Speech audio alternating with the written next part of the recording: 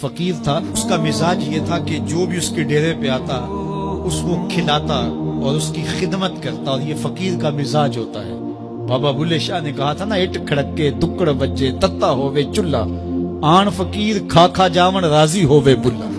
تو یہ فقیر کا مزاج ہوتا ہے کہ لوگ اس کی چوکھٹ پہ آئیں اور وہ لوگوں کو جو ہے وہ کھلائے، ان کی ضروریات کو پورا کرے۔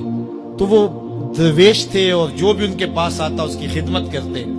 ان کے پاس کبھی رقم نہ ہوتی تو ادھار لے کے لوگوں کی خدمت کرتے، حتیٰ کہ جب ان کا آخری وقت قریب آیا اور حالات ایسے ہو گئے کہ لوگوں کو لگا کہ بابا جی اب رخصت ہونا چاہ رہے ہیں، تو سارے قرض خواہ اکٹھے ہو کے بابا جی کے پاس آ گئے کہ جناب ہمارا قرضہ ادا کیجیے۔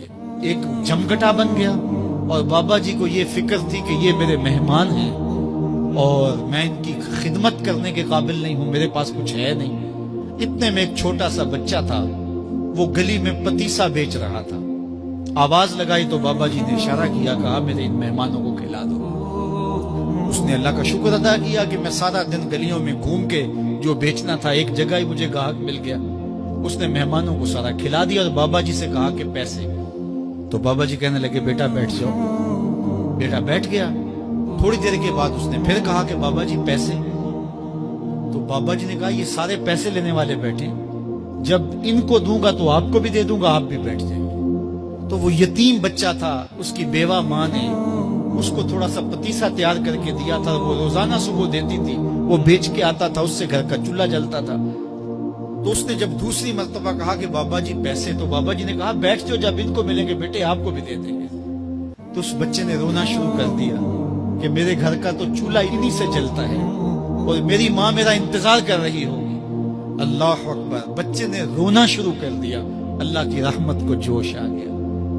کوئی شخص بابا جی کے لیے نذرانہ لے کے آ گیا، وہ تھیلیاں پیش کی، بابا جی نے بچے کو دیا، جتنے بھی قرض خواہ تھے سب کو دیا اور شکریہ ادا کیا۔ کہا جاؤ۔ وہ سارے قرض خواہ بولے ہم صبح کے بیٹھے ہوئے تھے، یہ نذرانے والا پہلے کیوں نہیں آیا؟ کہا پہلے تم میں کوئی رونے والا نہیں تھا، ایک رونے والا آیا، سب کا کام بن گیا۔ کسی ایک کے آنسو، اجتماعی دعا کا، اجتماعی توبہ کا یہی فائدہ ہوتا ہے کہ کسی ایک کا کام بن جائے۔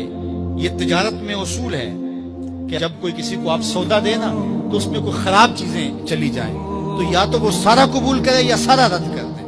تو اللہ جب قبول کرتا ہے اجتماعی طور پہ پھر ساروں کو قبول کر لیتا ہے۔ تو اس لیے آج کی بابرکت شب نور میں میری مائیں، بہنیں، بیٹیاں بھی تشریف فرما ہیں، بچے بوڑھے جوان بھی تشریف فرما ہیں۔ تو کسی ایک کے آنسو اللہ کو قبول ہو گئے، کسی ایک کی زبان سے نکلا ہوا جملہ اس کی بارگاہ میں قبول ہو گیا، تو میرے جیسے گناہگاروں کا بھی کام بن جائے گا۔